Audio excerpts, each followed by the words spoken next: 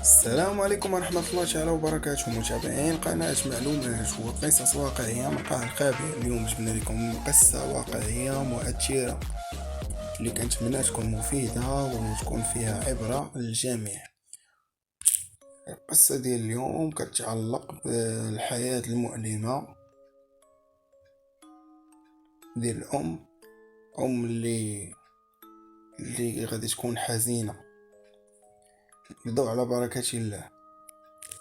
كانت واحد الأم أرملة عندها ابن وحيد، واللي رباته وعلماته وزوجاته، وقرر يسافر ويخليها. وقالت ليه بالدموع ديالها: واش غادي تخليني هكا بوحدي؟ وقال لي: اسمحي لي امي، وما تقلقيش، ما توقفيش في الطريق السعادة والمستقبل ديالي. ومن بعد فاش سافر كانت كترسل ليه الخطابات باش تطمئن عليه، ولكن ما كانش كيرد عليها، ما كانش كيجاوبها. وفكرات الام في واحد الحيلة، وهاد الحيلة كانت ذكية من الام.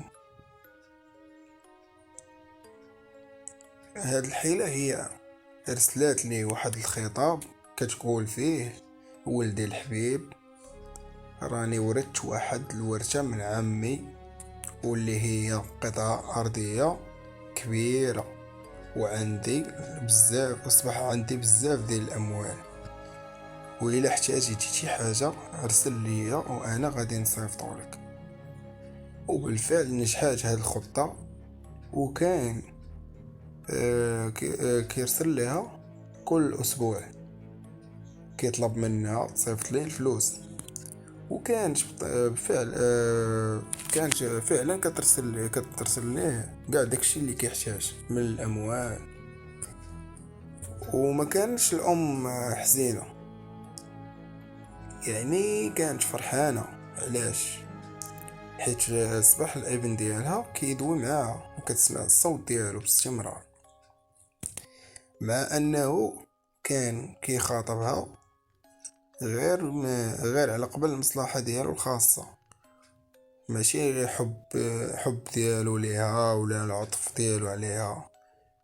ومن بعد 3 ديال الشهور تقريبا انقطعت الرسائل ديال الام،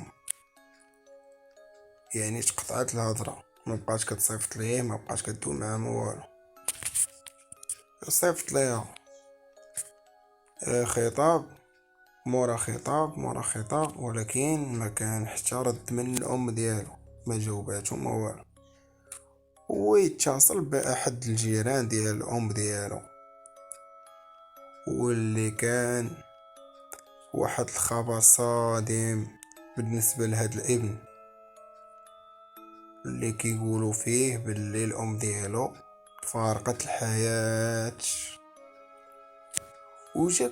جا بالسرعة، جا بواحد السرعة، جا البيت ديال الام ديالو. وهادشي ماشي حيت بقات فيه ولا ماشي بقات فيه الام ديالو، ولا غير جا على قبل باش يورث داكشي اللي بقى. ولكن لقى واحد الراجل اللي غريب كيسكن في المنزل ديال الام ديالو، وفاش سولو على الهوية ديالو قال ليه باللي الام ديالك باعت ليا هاد المنزل قبل من 3 ديال الشهور. والجيران ديالها قالوا ليه باللي الام ديالك مرضاتش في الايام ديالها الاخيره، وباعت كاع داكشي اللي كتكسب من الاثاث، وباعت حتى المنزل. وفاش مرضات ما اهتمتش بالصحة ديالها، ولكن كانت كتعيش في الشارع. وما حتى واحد ما عرف فين دارت داك الفلوس اللي باعت بهم، داكشي اللي باعت فيهم الاثاث والمنزل. ويبدا ينهار، هو ينهار الابن بالبكا. وعرف باللي امو كانت امو فعلاش دارت هادشي كامل، باعت المنزل وعاش في الشارع ودارت هادشي كامل غير باش تسمع الصوت ديالو. يا بنادم الصراحة هادشي راه ماشي غريب علينا، راه كاين بزاف. الله يسر، الله يسر، الله يهديهم وصافي. بزاف كاينين كيكونوا باغيين والديهم غير على الطمع، ما كتكونش فيهم ديك الانسانيه. كاين واحد النوع اللي باغي منا حنا نيت الحمد لله، كاين اللي باغي الام ديالو ولا الاب ديالو غير يكونوا معاه، غير يعيش معاهم، غيكون وحده. كاين اللي باغيهم وما لاقيهمش، ميتين ليه. وبنادم الله يسر باغي طامع في والديه، ووالديه كيدوم معاه ودايرين هادشي كامل على قبلو والو. الله يسر باغا الورث وداكشي اللي كيعطيو صافي، ما باغي بحال ما فاهم، ما كيتفهمش داك هادشي.